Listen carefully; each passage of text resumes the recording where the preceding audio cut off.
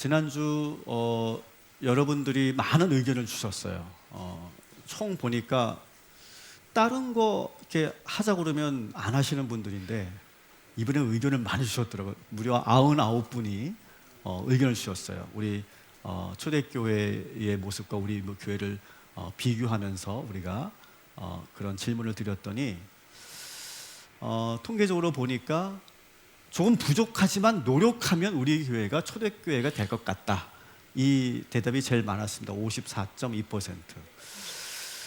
그리고 그래도 이 정도면 우리 초대교회와 우리 교회가 크게 차이 나지 않는다. 이렇게 생각하시는 분들도 꽤 많았어요. 30.2%. 감사하게도 우리 교회 영적 분위기가 초대교회에 가깝다라고 말씀하신 분들도 10%에 가까웠어요.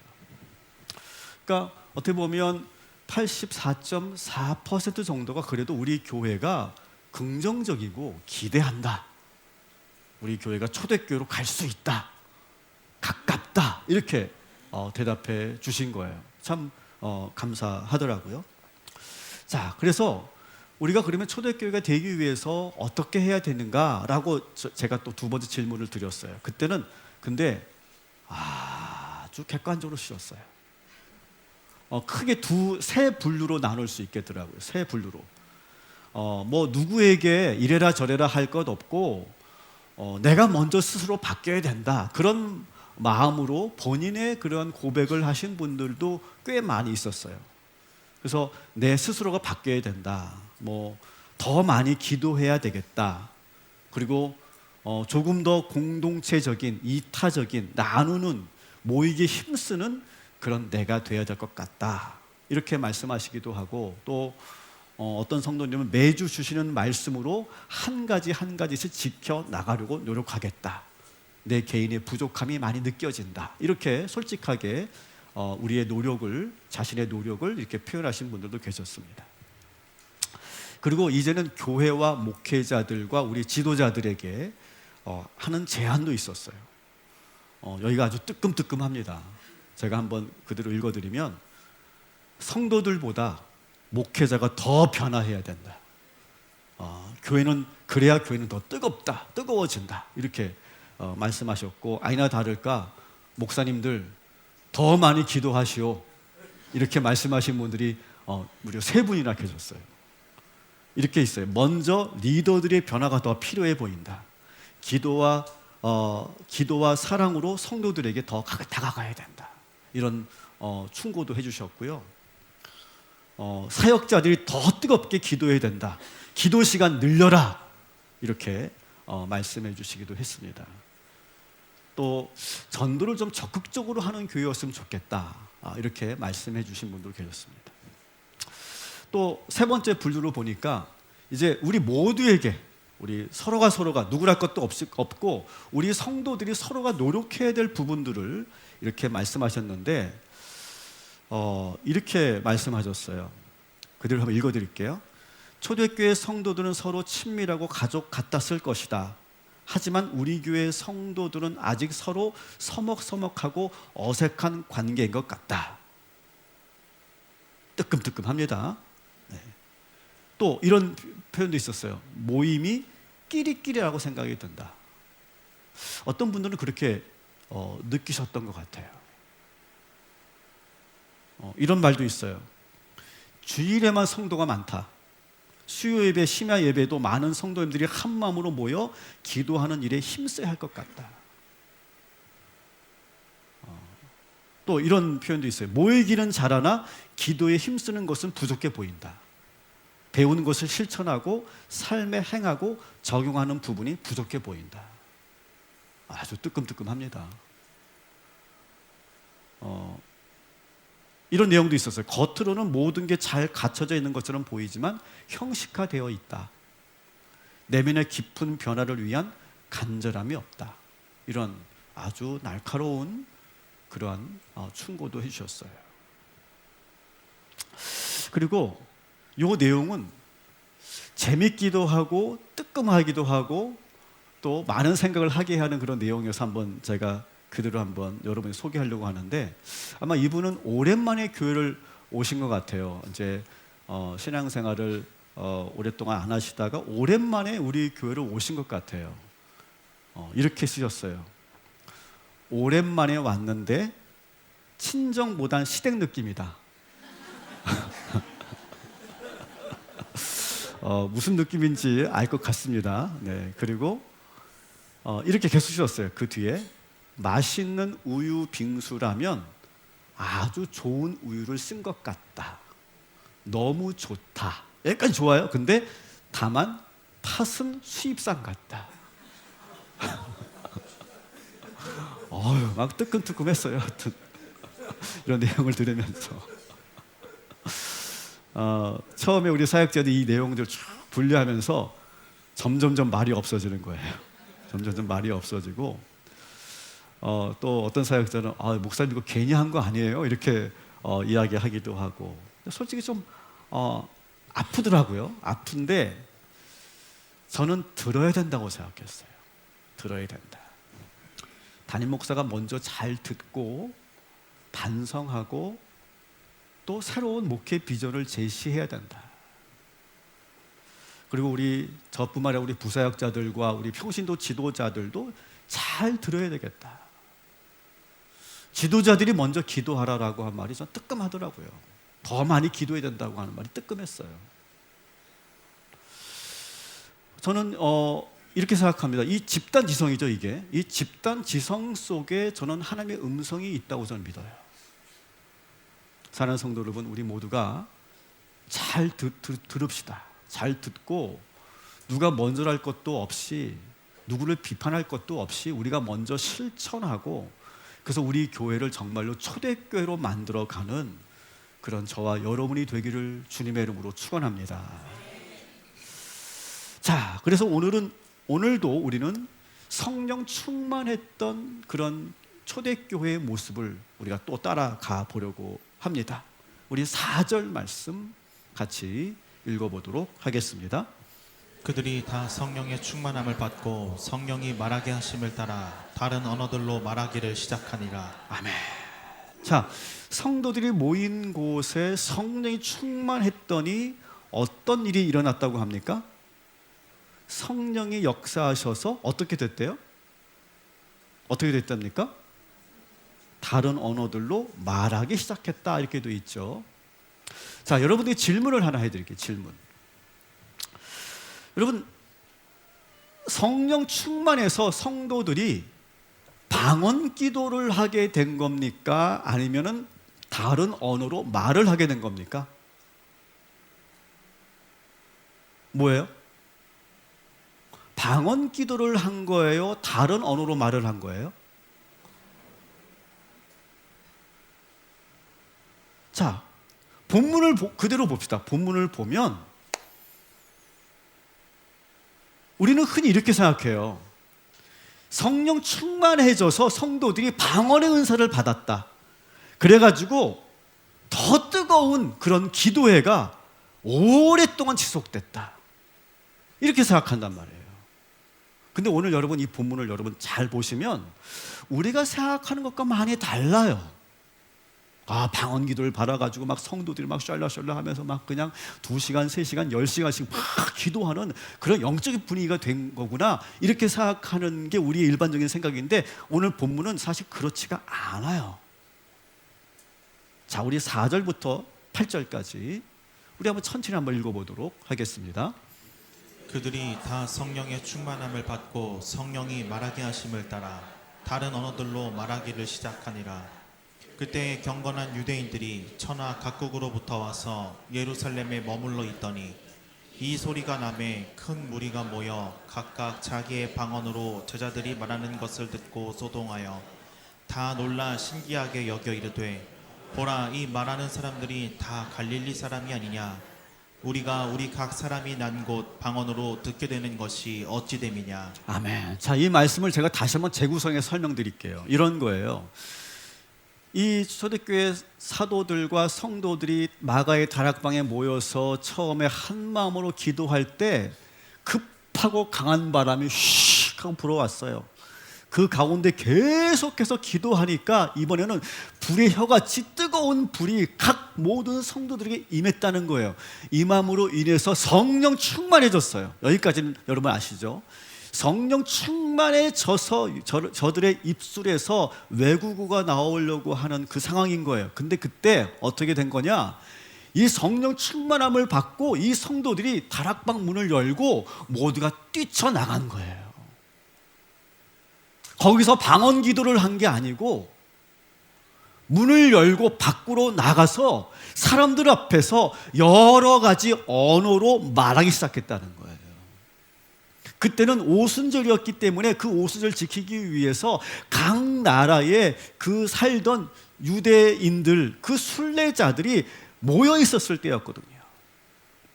근데 이 사람들이 이 성도들이 하는 말을 듣고 놀란 거예요. 아니 저 사람들은 다 갈릴리 출신 사람들이 대부분인데 아니 저들이 어떻게 우리가 살고 있는 그 나라의 언어를 저렇게 말할 수 있느냐라고 놀라워하더라는 거예요. 그렇다면 그 이 성도들이 각 나라의 말로 뭘 말했을까요? 11절에 보니까 여기 또 있어요. 우리의 각 언어로 따라합시다. 하나님의 큰 일, 하나님의 큰 일을 말하고 있더라는 거예요. 여러분, 하나님의 큰 일이 뭡니까? 하나님의 큰 일이라는 것은 이거죠. 하나님께서 독생자 아들 예수 그리스도를 이 땅에 보내셔서 모든 인류를 구원하시겠다라고 하는 그 구원의 큰 계획을 사람들에게 각 나라의 말로 전하기 시작하더라는 거예요.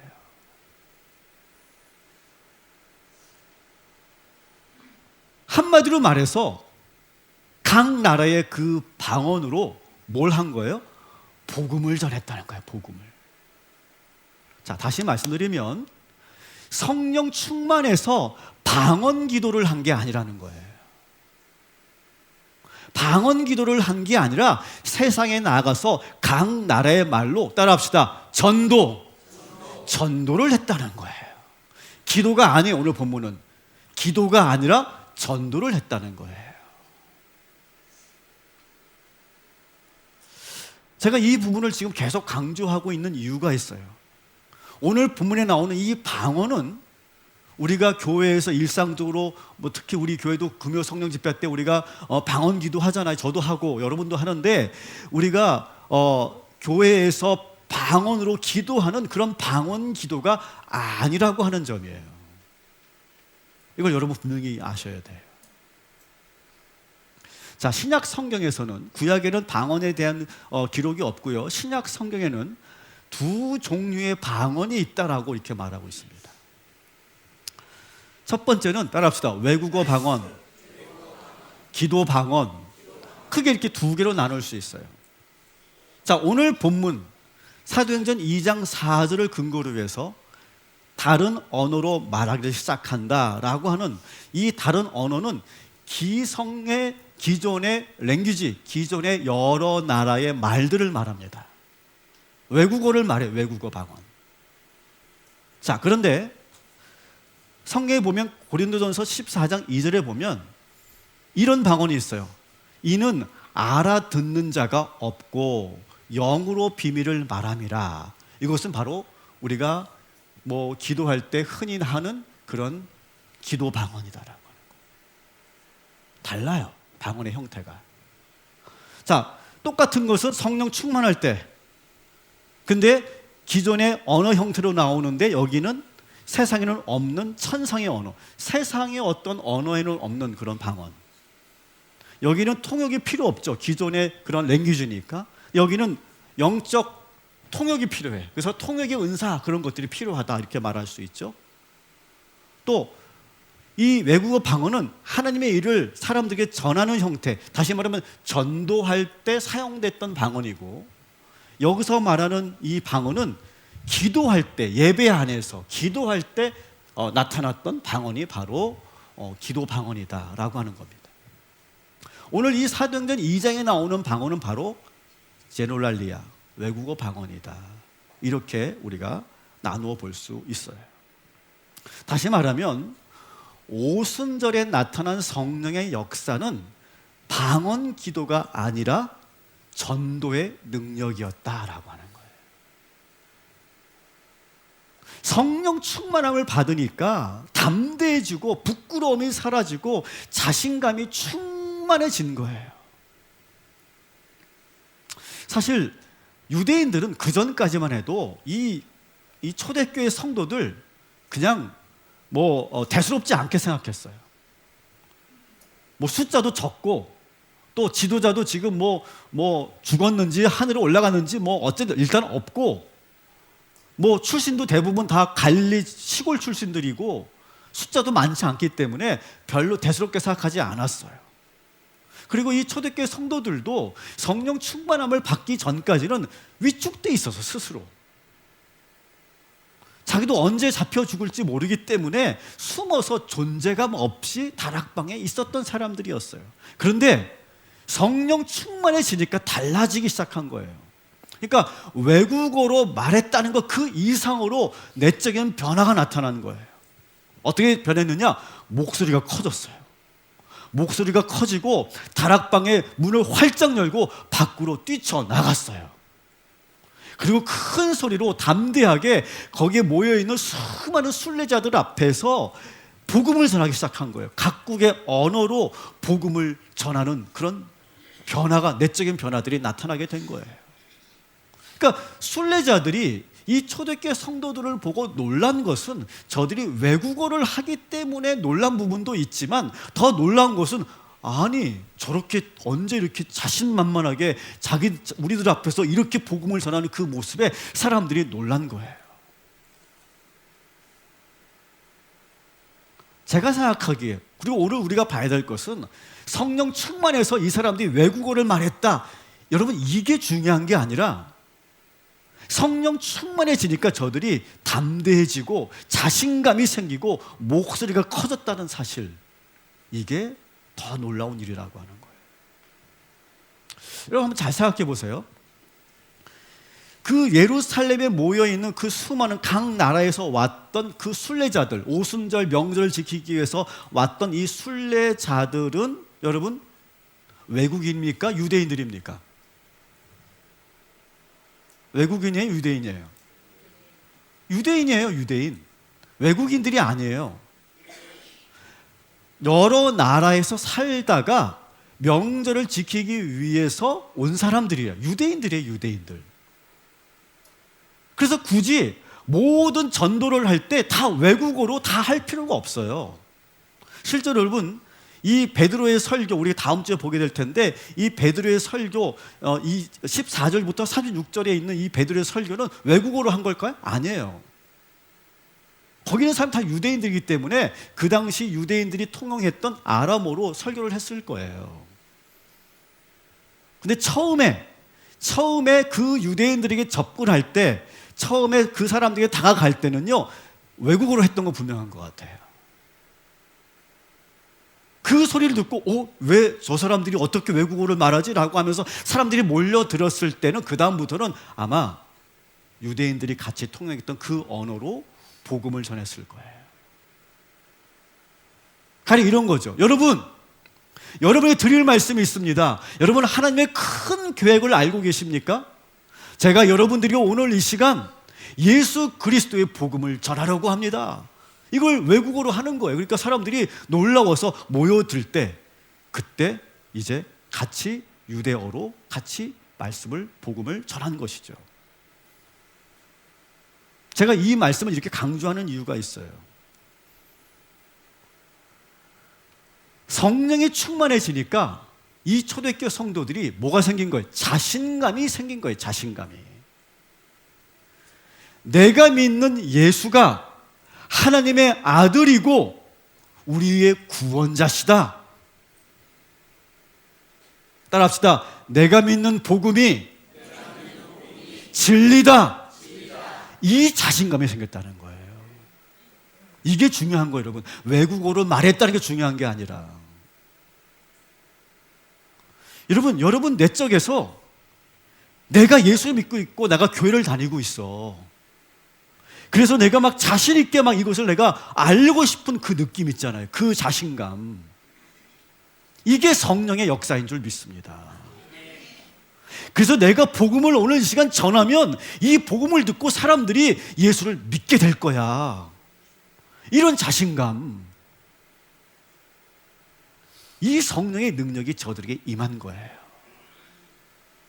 사랑하는 성도 여러분, 오늘 이 시간 우리가 성령님을 사모하며 기도하심으로 여러분 성령 충만함을 받으셔서 여러분의 가지고 있던 그 소심한 그 마음, 위축되어 있는 그 마음 다 떨어내시고 예수의 이름으로 자신감, 영적인 자존감이 확장되시기를 주님의 이름으로 축원합니다.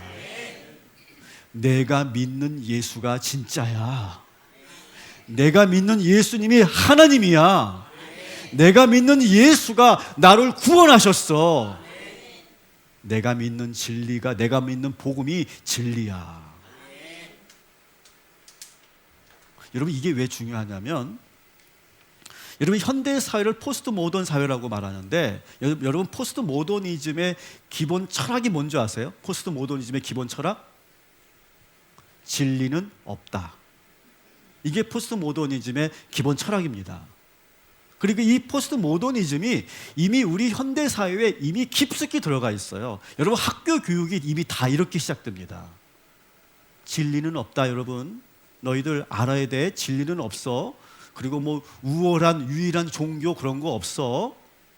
다 각자가 알고 있는 신념대로 사는 거야. 이렇게 가르치는 거야, 학교에서는요.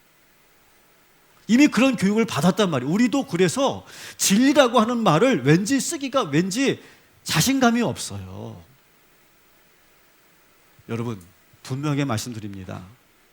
오늘 성령께서 우리에게 임하심으로 따라합시다. 내가 믿는 예수가 진짜 하나님이고 내가 선포하는 내가 믿고 있는 이 복음이 진리이다. 여러분 그렇게 믿으시기를 주님의 이름으로 축원합니다. 이 자신감이 생기더라는 거예요. 이 자신감은 어디서 나오는 거냐? 내가 살아봤잖아. 이렇게 내가 예수를 믿고 살아보니까 내가 변하잖아. 내가 복음대로 내가 믿고 복음을 받아들이고 예수를 영접하니까 내가 완전히 다른 삶을 살고 있잖아. 날 보라고. 날 보면 모르겠어? 예수님이 살아 계신다고. 내가 믿는, 우리가 믿는 복음이 진짜라고, 진리라고. 그렇게 자신감을 갖게 하는 분이 누구라고요? 그게 바로 성령님이라는 거예요. 막 외국어로 말하니까 어떤 신비한 현상이 나타나니까 와 놀랍다, 그게 아니라는 거예요. 여러분, 이 사도들과 성도들이 전하는 이 복음을 듣고 이 유대인들이 깜짝 놀랍니다. 12절 같이 읽겠습니다.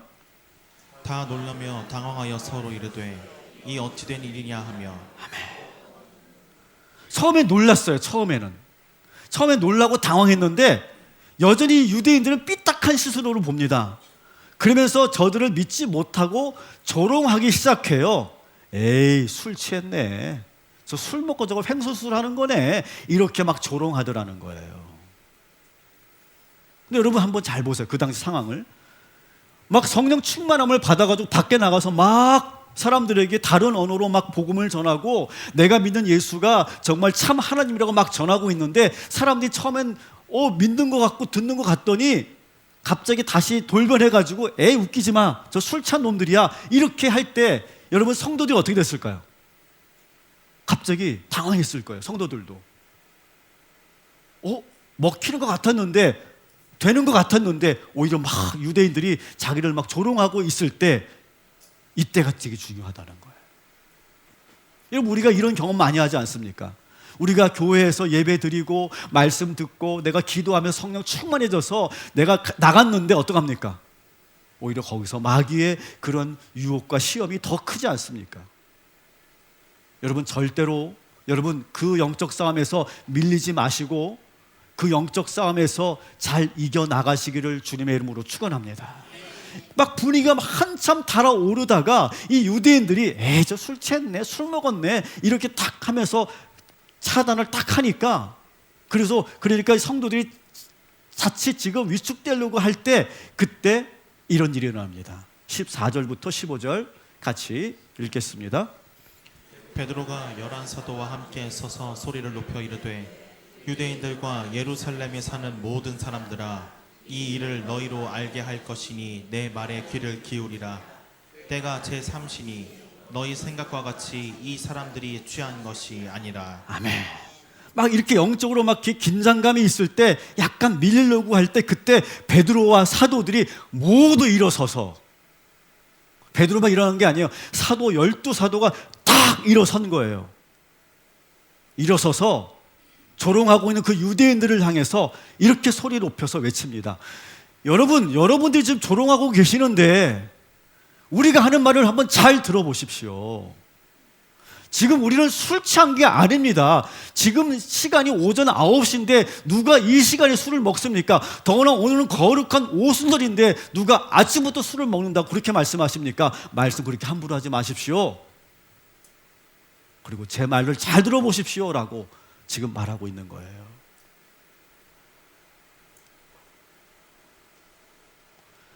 여러분 생각해 보세요.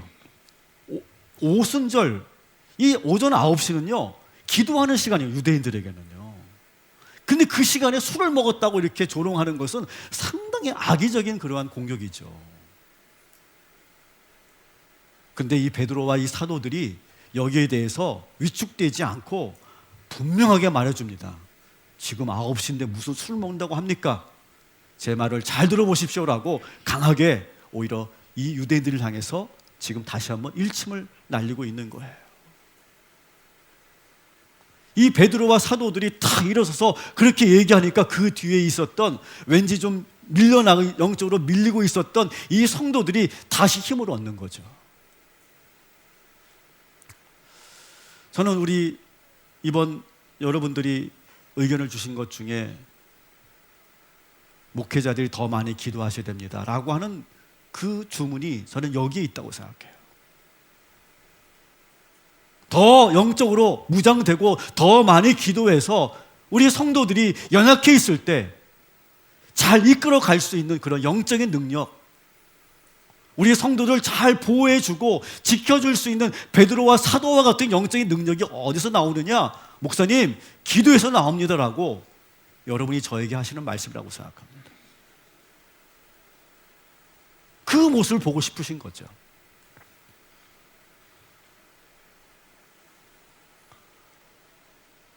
성령을 받은 성도들은 그냥 듣고만, 옛날에는 당하고만 있었는데 당하고만 있지 않고 분명하게 다시 일어나서 영적으로 다시 나가는 거죠. 여러분, 이 장면 한번 잘 봐주십시오. 여기 있는 이 초대교회 성도들의 이 표정을 한번 잘 보세요. 표정 중심으로 한번 보세요. 표정 중심으로. 모두가 환하게 웃고 있죠. 제발 여러분의 표정이 이랬으면 좋겠어요. 한번 이 초대교회 성도들의 그 내적인 무엇이 있길 때문에 저렇게 웃을 수 있을까요? 한번 상상해 보십시오. 성령이 충만해지니까요, 내 안에 진리가 확 들어오고 자신감이 생기고 내가 믿는 예수가 진짜라고 하는 것을 확신이 생기니까 이제 숨어 있지 않게 되고 문을 활짝 열고 밖으로 나아가서, 여러분 제 얘기 잘 들어보십시오. 하나님의 큰 계획을 알고 계십니까? 제가 여러분들에게 하나님의 큰 계획을 말씀드리겠습니다. 여러분, 예수 그리스도라고 하는 분이 계십니다. 그분은 하나님의 아들이시고 그분을 통해 우리가 모두 구원받습니다. 그걸 막 전하고 있는 그 성도들의 그 모습, 그 얼굴, 이 표정을 한번 보시라고요. 왠지 모르게 기쁨이 넘치고, 막 유대인들이 막 술 처먹었다고 조롱하는데도 절대 밀리지 않고 더 그들하고 웃으면서 다가가서 복음을 전하고 있는 이 초대교회 성도들의 이 모습, 이 얼굴이 우리가 가져야 될 얼굴인 줄 믿습니다. 여러분, 우리 예배를 마치고 여러분 나가실 때 이 표정으로 나가시기 바랍니다. 이 모습으로 나가시기 바랍니다. 그러면 여러분을 만나는 그 누군가가 깜짝 놀랄 거예요. 여기 있는 유대인들이 그 초대교회 성도들의 얼굴을 보고 하는 그 말을 듣고 놀라며 당황하였다고 되어 있잖아요. 여러분, 이 표적으로 가셔서 여러분 우리 가족들을 놀래키고 여러분을 만나는 사람들에게 도전을 주는 그런 표정으로 영적 상태로 나아가시기를 주님의 이름으로 축원합니다. 아멘.